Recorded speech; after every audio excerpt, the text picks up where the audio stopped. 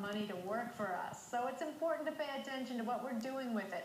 Our financial panel is here to get our affairs in order and answer more questions. Welcome back to Steve Overton, Pamela McCoy, and Brian Mahoney. Okay, you three, we've gone out to the streets, and our viewers have questions for you, so let's take a look at the first one. How much per paycheck should I put away for my 401k? Brian? Great question. As much as you can. How's that? Literally, if you're in your 20s, you should try and target 10%. If you're trying to do catch-up, as you get into your 30s, you're going to increase it to 20. And then, literally, if you haven't started and you're in your 40s, you need to be trying to put away 30%.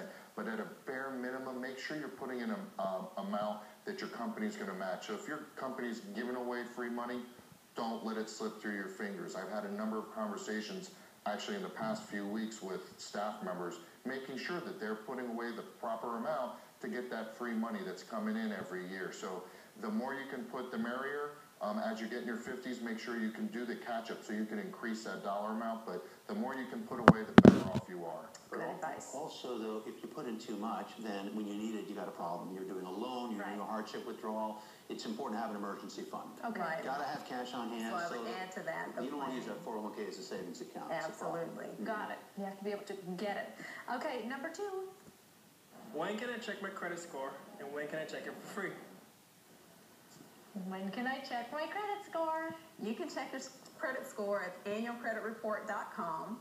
You get your free annual credit report from each of those three reporting agencies every year. And on that site, you actually have to pay for your score. It's a nominal fee, less than $10, but you do have to pay for your score on that website. And I know there is a free website through the government, but if you look it up, just put government free credit report, you'll find it. And we've done that before. Okay, next question, please.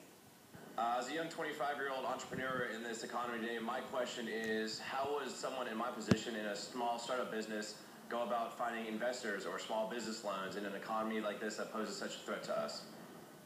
Well, the Small Business Administration is highly involved in the business of trying to provide financing for businesses that are startups. But, you know, you also have to be very careful where you put money into something like that.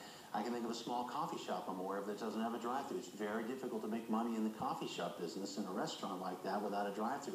I see a lot, this is sort of not exactly his question, but there's tremendous risk in investing in small businesses. Someone has an idea for a restaurant or a small bar they've always wanted to own or something like that. Here comes $5,000 from each of their friends, and that bar's going to be gone in a year. So, are the banks not willing, though, to give small business loans? It's difficult with the economy being what it is. It's very difficult. But to that end, particularly when you're a small business or an entrepreneur, your personal credit is going to weigh heavily because the business doesn't have any credit history. Right. So it's very important that you get your own credit in order if you're thinking about, you know, entrepreneurship. And if you are looking for that startup funds, look up venture capitalists in your area, wherever you're at. Once you find what they're called VCs, once you find a venture capitalist, look at them, find some of their past histories, get some references. Most important thing is references with venture capitalists, and you've got to understand the rates that you're paying to get some of that startup seed money gets very aggressive to where you need to understand the numbers, but the SBA is the best place to start. They're really going to educate you,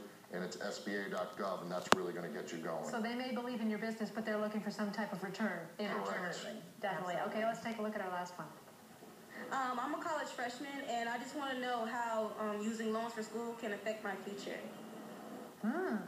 Well, we know this. Those aren't loans that you don't pay off. Absolutely. You know, you may be able to defer paying on certain loans, but in terms of college loans, they get their tentacles all over your life if you don't pay them back. So it's not something you want to play with. And it's a little different than creditors. The government has full reign as it relates to that. So it's not something you can file bankruptcy on and things of that nature to walk away from that debt. So loans, though they're important, I would suggest that you evaluate scholarships and grants and things of that nature that you don't have to pay back. Right.